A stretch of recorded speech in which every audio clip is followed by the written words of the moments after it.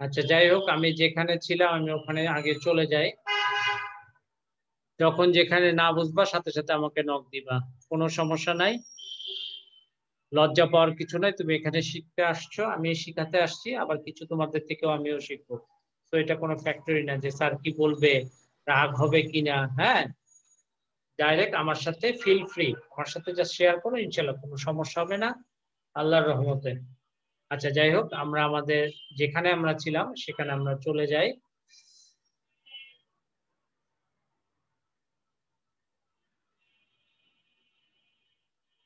ঠিক আছে, মাত্র তোমরা 9 জন জয়েন করেছো, বলো। এরপরে তো আবার সমস্যা হবে যে স্যার এই সমস্যা সেই সমস্যা। এখন যাই হোক, আগের যে লেকচার গুলোতে কারো। স্যার হ্যাঁ বলো, বলো স্যার শুনছি। আমার মনে কি স্যার আমাদের মেইন সমস্যাটা কি স্যার?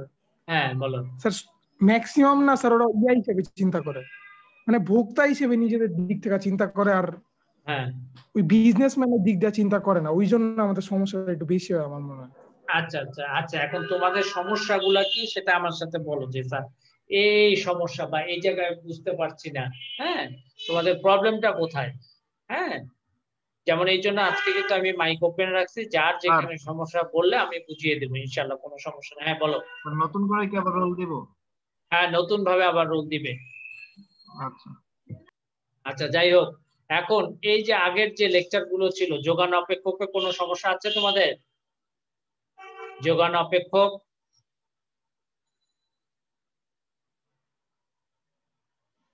শুনতে পাচ্ছ আমার কথা তোমরা? জি স্যার, শোনা যাচ্ছে স্যার। আচ্ছা, যোগান অপেক্ষক কোনো সমস্যা আছে?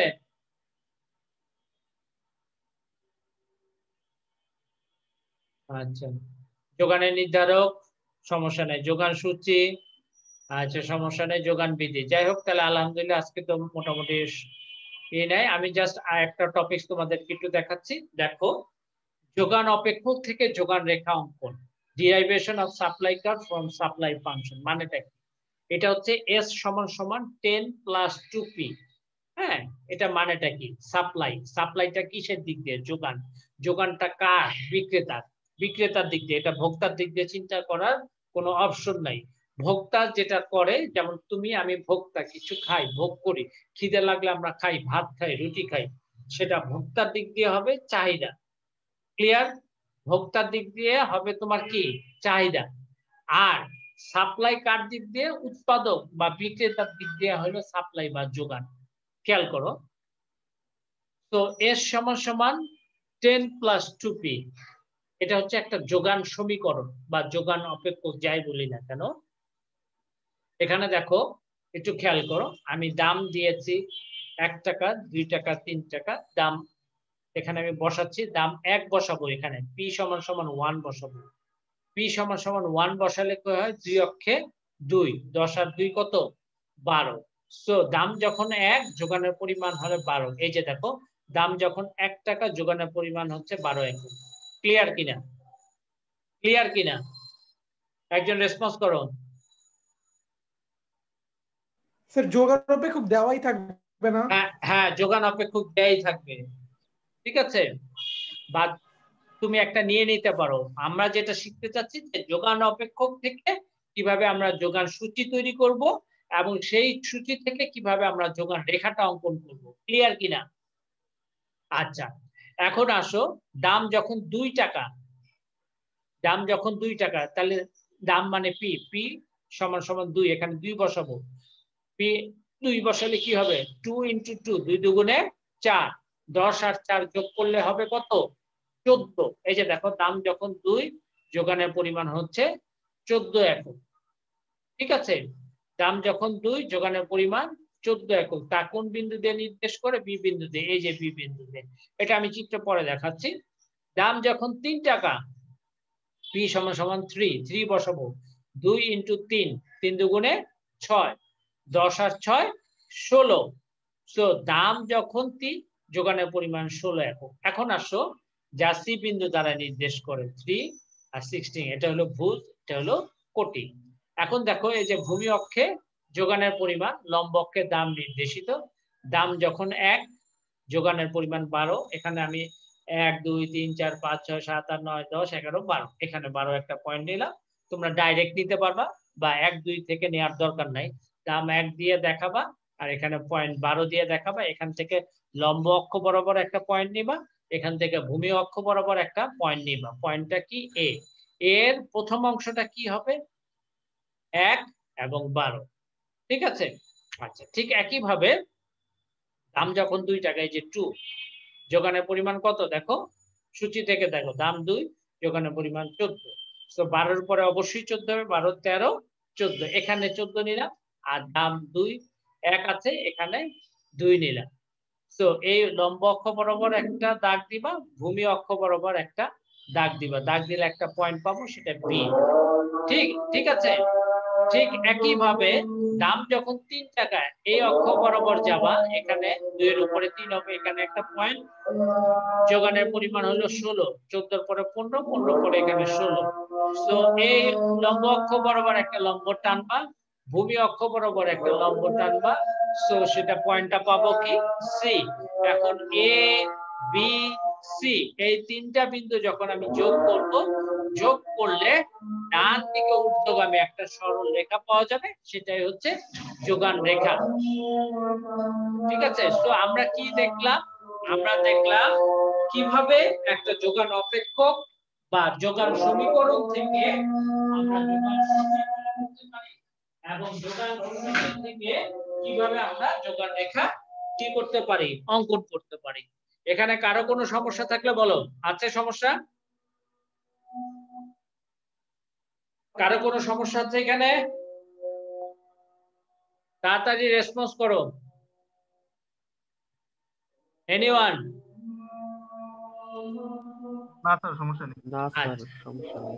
আচ্ছা, ঠিক পরীক্ষায় এরকম থাকতে পারে, যোগান একটা সূচি দিয়ে স্কিম দিয়ে দিতে পারে, তখন বলতে পারে যোগান সূচিটা অঙ্কন করো, এরপরে যোগান রেখাটা অঙ্কন করো। ঠিক আছে? বা যোগান সূচি যোগান রেখার মধ্যে পার্থক্যটা কি? কারণ পার্থক্যটা হচ্ছে যোগান সূচি হচ্ছে কি গাণিতিক প্রকাশ, আর যোগান রেখা হচ্ছে কি জ্যামিতিক প্রকাশ। এত মূল পার্থক্য এটাই। ঠিক আছে? তারপরেও আমি দেখাই দেবো, সমস্যা নেই। আচ্ছা, পরের একটা স্লাইডে চলে যাই। এখন দেখো যোগান বিধির যে ব্যতিক্রম, যোগান বিধির ব্যতিক্রম, এটা পড়লে মোটামুটি আমাদের শেষ হয়ে যায়। আমি আর সর্বোচ্চ 5 মিনিট নিব। ঠিক আছে? আচ্ছা, যোগান বিধির যে ব্যতিক্রম একটু খেয়াল করো। আমরা কি বলছি? আমরা বলছি দাম বাড়লে যোগান বাড়ে, অথবা দাম কমলে যোগান কমে, তাই না? এটা হচ্ছে আমাদের বলা। দাম বাড়লে যোগান বাড়বে, দাম কমলে যোগান কমবে। কিন্তু একটু খেয়াল করো যে ভূমির ক্ষেত্রে কি এটা প্রযোজ্য কিনা। ভূমি মানে কি? মাটি, যেটার উপরে আমরা বসবাস করি। ভূমির ক্ষেত্রে কি যোগানটা কি সীমাবদ্ধ না? হ্যাঁ, এই যে দেখো, ভূমির ক্ষেত্রে হলো যোগান সীমাবদ্ধ। এই ক্ষেত্রে দেখো, তাহলে সাপ্লাই কার্ভটা কি লম্ব অক্ষের সমান্তরাল হবে না? একটা নির্দিষ্ট পরিমাণ যোগান আছে, ওএস নট। জমির পরিমাণ বাংলাদেশ হচ্ছে 1,47,570 বর্গ কিলোমিটার এরিয়া। তুমি কি ইচ্ছা করলে বাংলাদেশের এরিয়া বাড়াইতে পারবা? বাড়াইতে গেলে অন্যদের সাথে যুদ্ধ করে তোমাকে বাড়াইতে হবে, এটা কখনোই সম্ভব না। তো ভূমির পরিমাণ সীমাবদ্ধ। সীমাবদ্ধ হওয়াতে এই যে লম্ব অক্ষে ভূমির যোগান দেখাচ্ছে এস প্রাইম এস নট। এখন বলছে আমরা জানি দাম বাড়লে কি যোগান বাড়ে, কিন্তু এখানে দেখো দাম যখন 1 টাকা, দাম যখন একটা এ বিন্দুর সাপেক্ষে ভূমির যোগান ও এস নট, ঠিক দাম বেড়ে 1 থেকে 2 টাকা হলো, বি বিন্দুর সাপেক্ষে ভূমির যোগান ও এস নট। তার মানেটা কি? এখানে কি যোগান বিধি কার্যকর হলো? যোগান বিধির মূল কনসেপ্টই হলো দাম বাড়লে যোগান বাড়বে, দাম কমলে যোগান কমবে। কিন্তু ভূমির ক্ষেত্রে কি সেটা হলো? হলো না। চিত্রটা বুঝছো সবাই? চিত্রটা বুঝা গেছে? রেসপন্স করো তাড়াতাড়ি।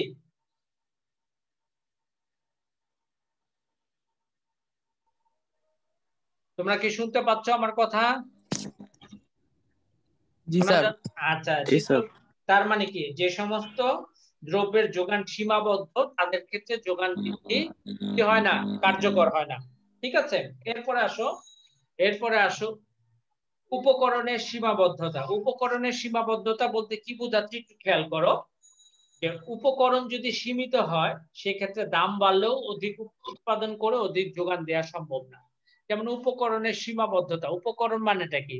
ধরো ধান আমি তৈরি করতেছি, আমি তৈরি করার তো কিছু না, কৃষক তৈরি করতেছে, আল্লাহ এটা তৈরি করার জন্য সবকিছুই ফ্যাক্টরটা দিয়ে দিচ্ছে। যেমন ধান তৈরি করতে কি করতে হয়? প্রথমে একটা বীজতলা তৈরি করতে হয়, ওখানে বীজগুলা বপন করতে হয়, বপন করে কি হয়, কৃষির জমিতে একটু চাষ দিয়ে ঠিক টাইমে এসে সেটা বুনতে হয়, বোনার পরে একটা নির্দিষ্ট টাইমে তুমি সেচ দিবা, সেচ দেওয়ার পরে পানি দিবা, আগাছা নিংড়াবা, কীটনাশক দিবা, দেওয়ার পর একটা নির্দিষ্ট সময় ধানটা বের হবে, সেই ধানটা কেটে এনে মাড়াই করে দেন চালে রূপান্তরিত হবে। এখন উপকরণের সীমাবদ্ধতা বলতে কি বোঝাচ্ছে? ধানের চারার দাম যদি বেড়ে যায়, অথবা সেচ দিতে ডিজেল লাগে, ডিজেলের দাম যদি বেড়ে যায়, অথবা তোমার কীটনাশক টিএসপি সার টার যেগুলো আছে, হ্যাঁ, যা যা দিয়ে চাষ হয় সেগুলোর দাম যদি বেড়ে যায়, দাম বাড়লে কি কৃষকের আয় তো সীমাবদ্ধ, একটা নির্দিষ্ট টাকা থাকে, তাহলে সেই ক্ষেত্রে কি দাম বাড়ার সাথে সাথে যোগান কি বাড়াতে পারবে কৃষক চাইলেও? কখনোই না, উপরন্তু যোগানটা কমে আসবে। ঠিক আছে, খেয়াল করো।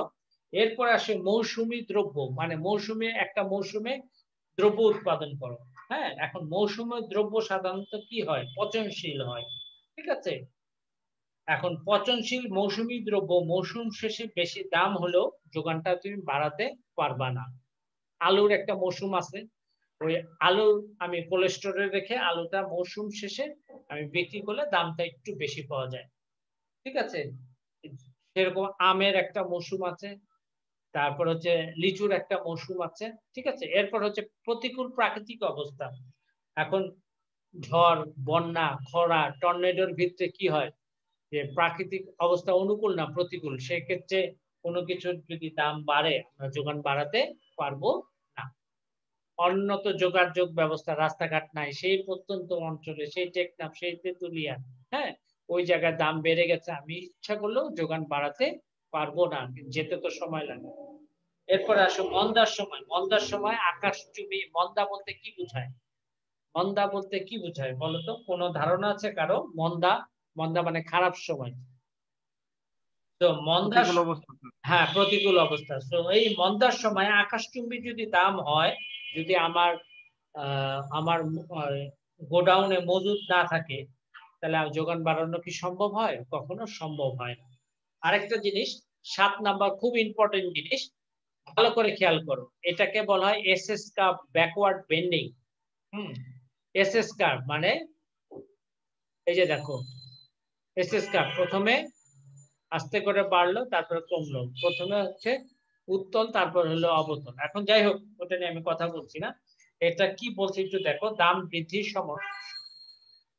সম্ভাবনা যদি থাকে, একটু খেয়াল করো, সবাই একটু ভালো করে ফোকাস দিয়ে বোঝো যে ভূমি অক্ষে কি যোগানের পরিমাণ, লম্ব অক্ষে দাম নির্দেশিত।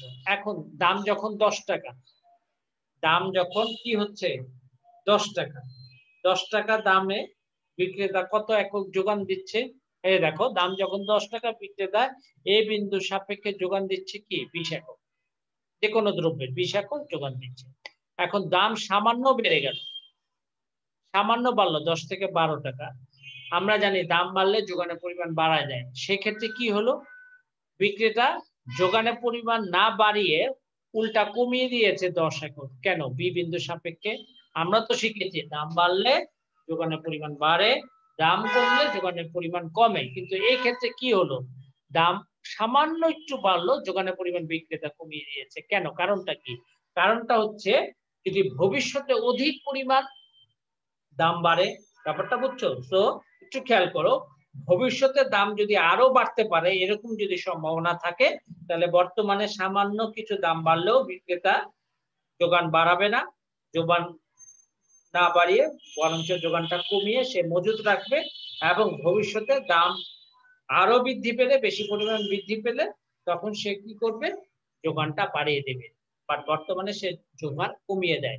সেই অংশটা কোথা থেকে, যোগান কমানোর অংশটা কোথা থেকে দেখাচ্ছে? এ থেকে বি অংশে, এ থেকে বি অংশে, এটা কিন্তু যোগান বিধির ব্যতিক্রম।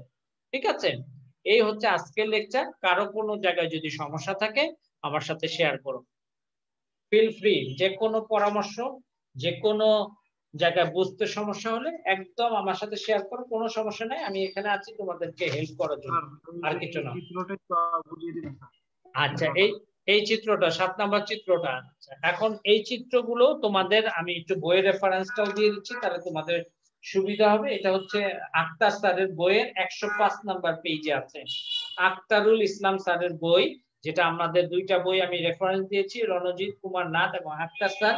আক্তার স্যারের যোগান বিধির ব্যতিক্রম দেখলে ওখানে পেয়ে যাবেন। আচ্ছা, এখন খেয়াল করো, দেখো দাম যখন 10 টাকা, ভূমি অক্ষে যোগানের পরিমাণ, লম্ব অক্ষে দাম নির্ধারিত। দাম যখন 10 টাকা, এ বিন্দুর সাপেক্ষে যোগানের পরিমাণ কত? 20 একক। ক্লিয়ার কিনা? এতটুকু ক্লিয়ার? এখন কথা হচ্ছে যে স্যার দাম সামান্য বাড়িয়ে দিয়েছে, যে কোনো কারণে হলেও দাম বাড়ছে, কিছু বাড়ছে। এখন বিক্রেতা চিন্তা করতেছে যে ভবিষ্যতে দাম আরো ব্যাপক হারে বাড়বে, ভবিষ্যতে আরো বাড়বে, তাহলে সে কি করবে তখন? তখন সে, আমরা যতটুকু জানি, দাম সামান্য বাড়লো, দাম এই যে সামান্য বাড়লো, সামান্য বাড়ার সাথে সাথে বিক্রেতা, আমি যোগান বৃদ্ধি কি বলে, দাম বাড়লে যোগান বাড়বে, কিন্তু এই ক্ষেত্রে দাম সামান্য বাড়ার সাথে সাথে সে যোগান না বাড়িয়ে উল্টা 20 একক থেকে 10 এককে কমিয়ে দিয়েছে। কারণটা কি? কারণ তার মাথায় কাজ করছে যে এই তো দাম 10 থেকে 12 টাকা হয়েছে, এই দামটা 25 টাকায় যাবে বা আরো বেশি যাবে। বাজারে একটা রিউমার চলে গেছে, এই যে বেশ কিছুদিন আগে পেঁয়াজ 30 টাকার পেঁয়াজ 100 টাকা, 80 টাকা, 90 টাকা। সো তখন কি করে বিক্রেতা? মজুত করে রাখে, না আমি আর এখন ছাড়বো না, দাম 2 টাকা বাড়ছে, সমস্যা নাই, আমি এখন আর ছাড়বো না, ভবিষ্যতে আরো বেশি বাড়ুক তখন আমি ছাড়বো। সো এই যে এ থেকে বি পয়েন্ট, এ থেকে বি পয়েন্ট, এটা যোগান বিধির ব্যতিক্রম, যোগান বিধির ব্যতিক্রম। কারণ দাম সামান্য বাড়ার সাথে সাথে যোগান বিধি বলে বাড়ার কথা, কিন্তু এখানে না বাড়িয়ে উল্টো বি পয়েন্টের সাপেক্ষে দাম 12 টাকা কমিয়ে দিয়েছে। কমিয়ে তার চিন্তাই রয়েছে যে ভবিষ্যতে যদি আরো বাড়ে, তো সে কমিয়ে কি করতেছে, এই 10 একক মজুত করতেছে। যখনই দেখলো 12 থেকে 25 টাকা দ্বিগুণ দাম হয়ে গেছে, তখন সে আবার বাজারে সাপ্লাই দেওয়া শুরু করলো। তখন এ বি সি তিনটা পয়েন্ট যোগ করলে এরকম একটা কার্ভ আমরা পাওয়া যাবে, উল্টা ইউ যেটাকে বলা হয় সেটা হচ্ছে এসএস কার্ভ। ক্লিয়ার হয়েছে? জি স্যার। আর কোন জায়গায় সমস্যা আছে আজকের লেকচারে? না স্যার। আচ্ছা, ঠিক আছে। আচ্ছা, তোমরা সবাই মিলে একটা ডেট ঠিক করবে, ঠিক করে তোমাদের সম্ভবত স্থিতিস্থাপকতার উপরে কিছু সমস্যা রয়েছে, আছে কি? চাহিদার স্থিতিস্থাপকতা। জি স্যার। আচ্ছা, জি স্যার। আচ্ছা, চাহিদার স্থিতিস্থাপকের উপর যদি সমস্যা থেকে থাকে, কোনো সমস্যা নেই, ইনশাআল্লাহ আমার যতটুকু, কারণ তোমাদেরকে, তোমরা একটু উইক, এটা বলার কোনো কথা রাখে না, উইক হওয়া স্বাভাবিক, তোমাদের এই ইকোনমিক্স আগে বলে ছিল না, আমি শুনলাম, যাক আলহামদুলিল্লাহ, এটা সমস্যা নাই। তোমরা সোমবারে কি ক্লাস করতে পারবে? এক্সট্রা যদি আমি সলভ ক্লাস দিই সোমবারে কয়টা বাজে ক্লাস আছে তোমাদের? স্যার সেম টাইম তো স্যার, 11টা আর 11টা 12টা স্যার, সেম টাইম। সেম টাইমে ক্লাস মতো। আছে প্রতিদিনের মতো? তোমাদের কি প্রতিদিনই ক্লাস থাকে?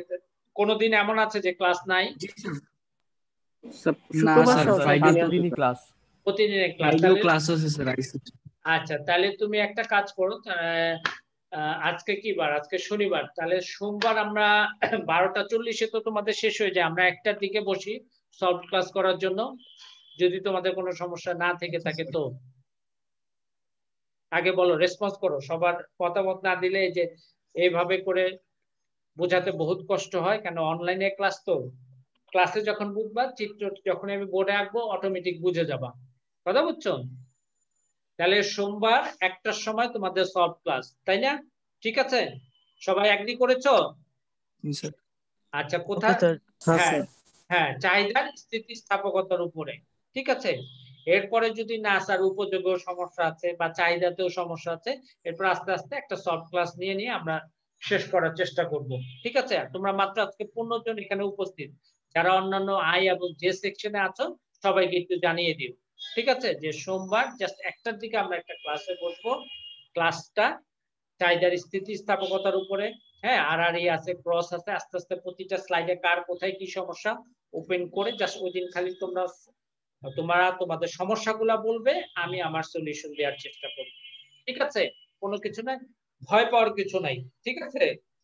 সাবজেক্টটা খুবই সোজা যদি বোঝা যায়। আর যদি না বুঝতে পারো এর মতো কঠিন আর কিছু না। ঠিক আছে? তা ঠিক আছে, আজকের মতো এরকম। সবাই ভালো থাকো, সুস্থ থাকো, স্বাস্থ্যবিধি মেনে চলো এবং সুন্দর ভবিষ্যতে তোমাদের প্রত্যাশা করছি। ঠিক আছে? তাহলে রাখি। আসসালামু আলাইকুম। জি স্যার, আসসালামু আলাইকুম। হ্যাঁ, ওয়ালাইকুম আসসালাম। সবাই স্যার আসসালামু আলাইকুম। হ্যাঁ, ওয়ালাইকুম আসসালাম। আর সবাই সোমবার একটা সময় জয়েন করবে ইনশাআল্লাহ। আমি কিন্তু কোনো নোটিশ টোটিশ দিব না। Same ID same password. ঠিক আছে? ওকে, স্যার হ্যাঁ। এই আইডি থাকবে না? হ্যাঁ, এই আইডি এই পাসওয়ার্ড দিয়ে সোমবার সব ক্লাস তোমরা তোমাদের গাইড টিচারকে আমি বলে দিব, গাইড টিচার তোমাদেরকে নক দিয়ে দিবে ইনশাআল্লাহ। ঠিক আছে? ওকে, হ্যাঁ, আল্লাহ হাফেজ।